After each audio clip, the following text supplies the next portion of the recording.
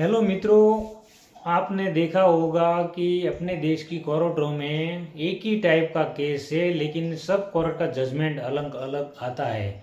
जी हाँ मित्रों, ऐसा मैंने एक बार नहीं 1000 बार देखा होगा कि कोई केस के अंदर सेशंस कोर्ट में सज़ा लगी है तो वो केस हाई कोर्ट में अपील करता है तो वो छूट जाते हैं, या फिर वहाँ भी अगर वो केस में सज़ा लगती है तो फिर सुप्रीम में छूट जाते हैं, ऐसा होता है। तो मुझे कई दोस्तों ने ऐसा पूछा है कि ऐसा क्यों है कि भाई ये जो जजमेंट आ जाता है वो फाइनल क्यों नहीं होता, क्योंकि वो हाई कोर्ट से अगर छूट जाता है तो निर्दोष ने सज़ा क्यों भरी है।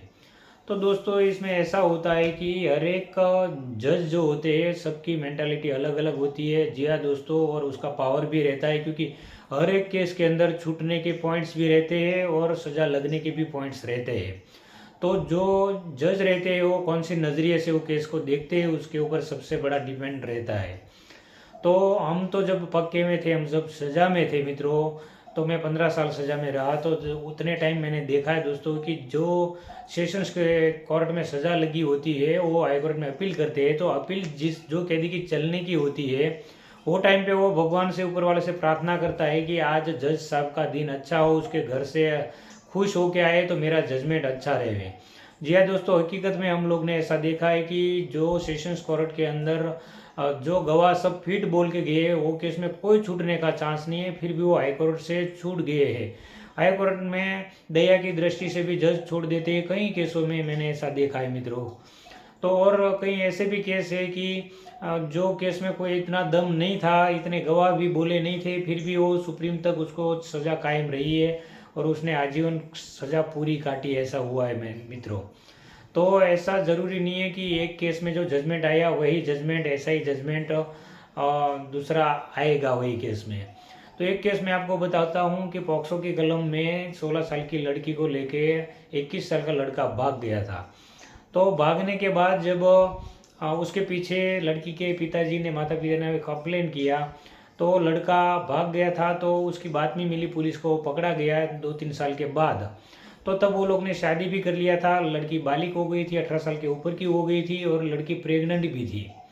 तो वो केस चला, वो लड़का अंदर आया था जेल में, तो वो टाइम पे केस चला, तो वो जज साहब ने उसको 5 साल की सख्त सज़ा दिया था। लड़की खुद बोली कोर्ट में कि ये जो बच्चा हुआ है उसका है, उसके सिवा मेरा कोई है नहीं, जज साहब आप उसको कैसे भी करके उसको छोड़ दीजिए।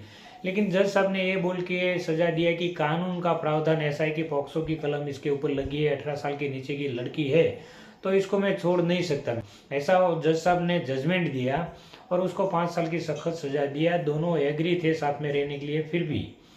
और एक दूसरा ऐसा जजमेंट मैंने देखा था, उसमें भी सेम टू सेम केस था, उसमें भी लड़की बालिग हो गई थी, उसके बाद वो लोग पकड़ाए थे, तो उसमें उसको बच्चा नहीं हुआ था, लेकिन वो केस के अंदर जज साहब ने ऐसा जजमेंट दिया कि लड़की अपनी मर्जी से लड़के को भगा के ले गई थी, और लड़की को घर पे ऐसा प्रॉब्लम था, उसकी माता का मतलब दूसरे के साथ अफेयर था, उसके ऊपर कोई खराब दृष्टि डालता था, तो मतलब खुद भाग गई थी, लड़के ने भगाई नहीं थी और उसको छोड़ दिया था। लेकिन वो केस के अंदर जो सरकारी वकील पीपी रहता है उसको भी वो केस के अंदर उसको उसका समर्थन रहना चाहिए, क्योंकि वो हाईकोर्ट में उसके खिलाफ फिर अपील ना करे, क्योंकि अपील करेंगे तो कानून के हिसाब से तो उसको सज़ा लगेगी ही, लेकिन मानवता की दृष्टि से कई जज ऐसे केसों में छोड़ देते मैंने देखा है।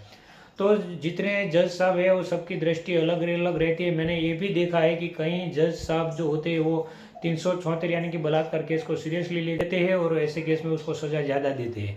कई जज साहब मैंने देखा है कि मर्डर केस में भी सज़ा ज़्यादा देते हैं, ऐसा सब मैंने देखा है। कानून के हिसाब से ज़रूर वो लोग चलते हैं, लेकिन सब केस में छूटने का और सब केस में सज़ा देने का पॉइंट्स तो रहता ही है मित्रों।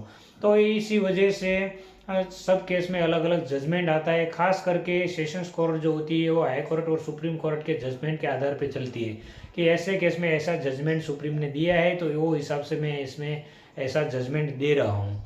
तो ऐसा ज़्यादा चलता है दोस्तों कि सब केस में अलग अलग टाइप का जजमेंट आने का कारण यही होता है मित्रों। तो मेरी जानकारी कैसी लगी ज़रूर बताइए दोस्तों। जय हिंद, जय भारत।